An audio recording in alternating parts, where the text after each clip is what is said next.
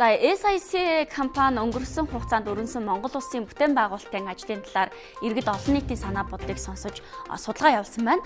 За энэхүү судалгаанд ерөнхийдөө 1189 хүн санамсаргүй байдлаар сонгогдож ярилцлах хэлбэрээр судалгаагаа өгсөн байнамаа.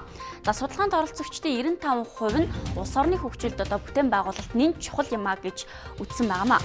За ерөнхийдөө бүтээн байгуулалтыг 1990 оноос хойш ба өмнө гэж ялгасан байгаа. За тэгвэл 1990 оноос хойш томхон бүтээн байгуулалт түлхүү хийгдсэн гэж судалгаанд оролцогчдын 56% нь хариулсан байнамаа. За тухайлах юм бол 1990 оноос хойш хийгдсэн хамгийн том бүтээн байгуулалтын нэн тэргуунд нь зам мөн орон сууцны барилгажилт хэмээн хэлсэн байнамаа. За харин 1990 оноос өмнөх бүтээн байгуулалтанд эргээд эрдэнэ төлбөр болон тэц дүрийг нэрлэжээ. За ерөнхийдөө Монгол улсад хийгдсэн бүтээн байгуулалтуудыг хамгийн ач холбогдолтой болон үр дүнтэйгээр нэрлсэн байна. За судалгаанд оролцогчдын дийлэнх нь буюу 37% нь аймгийн төвүүдийг холбосон зам болон бусад хот доторх авто замтай холбоотой ажлуудын үр дүн өндрөөр үнэлсэн байна. За үүний дараагаар орон сууцчлуулах хөтөлбөрийг онцолж байна. За нийт судалгаанд оролцогчдын 23% нь хамгийн үр дүнтэй ажил хэмээн орон сууцчлуулах хөтөлбөрийг нэрлсэн байна. За судалгаанд оролцогчдоос ирсэн хариултуудыг хамгийн их санал өгсөн уран томоохон салбараар задлан та бүхэндээ харуулъя. За нэгдүгээрт нь замын салбар.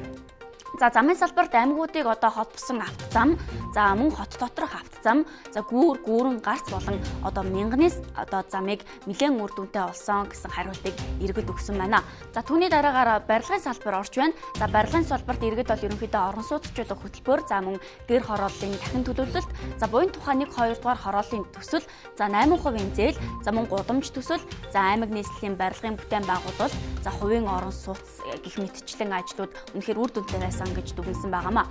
За түүний дараагаар уул уурхайн салбар орж байна. За уул уурхайн салбарт хийгдсэн бүтээн байгуулалтуудын тухайд гэх юм бол эрдэнэт үйлдвэр, за оюутлага, за мөн таванлахой, дархны төмөрлөгийн үйлдвэр гэсэн эдгээр томоохон үйлдвэрүүд хамгийн өрөөгөөжөө өгж байгаа гэж иргэд дүгнжээ.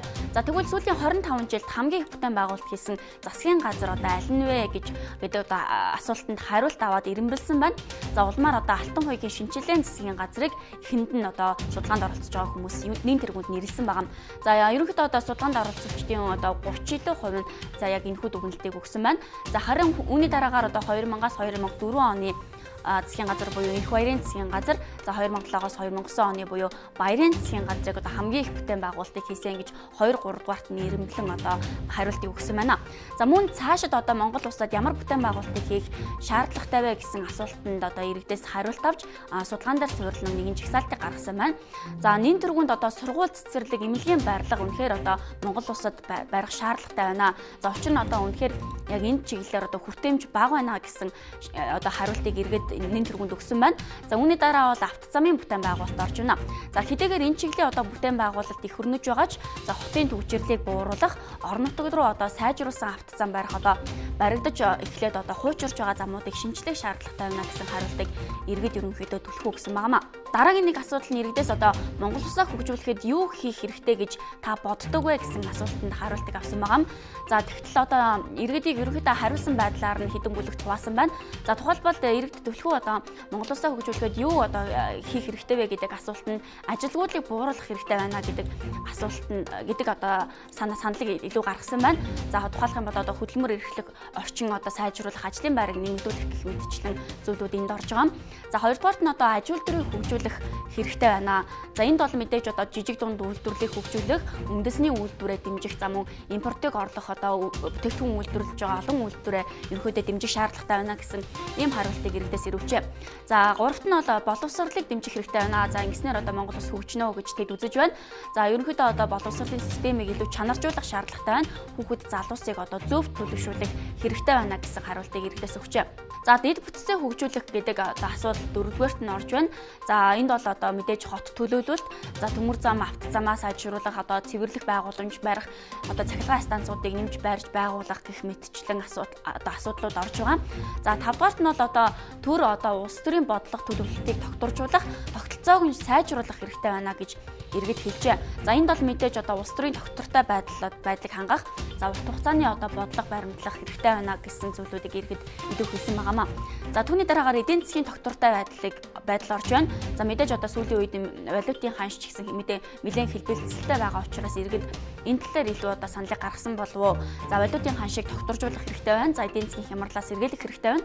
За мөн ядуурлыг бууруулах нэн шаардлагатай байна гэж иргэд хэлсэн байнамаа. За түүний дараагаар одоо хөдөө аж ахуйг хөгжүүлэх хэрэгтэй байна. За одоо мал аж ахуйдаа түшиглэх хэрэгтэй байна. Мал аж ахуйгаа хөгжүүлэх хэрэгтэй байна. За малчтын амжиргааг дээшлүүлэх хэрэгтэй байна. За мөн газар тариаланг одоо дэмжсэн одоо томоохон төслүүдийг хэрэгжүүлж эхлэх хэрэгтэй байна гэдэг санал иргэдээс гарчээ. За түүний дараагаар уул уурхайг дэмжих. За уул уурхайг дэмжих гэдэг дээр мэдээж одоо уул уурхайн салбарын томоохон төслүүдийг хөдөлгөх хэрэгтэй байна. За мөн байгалийн баялагийг одоо зөв зохистой бүтээмжтэйгээр ашиглах хэрэгтэй байна гэсэн хариултыг иргэдээс өгчээ.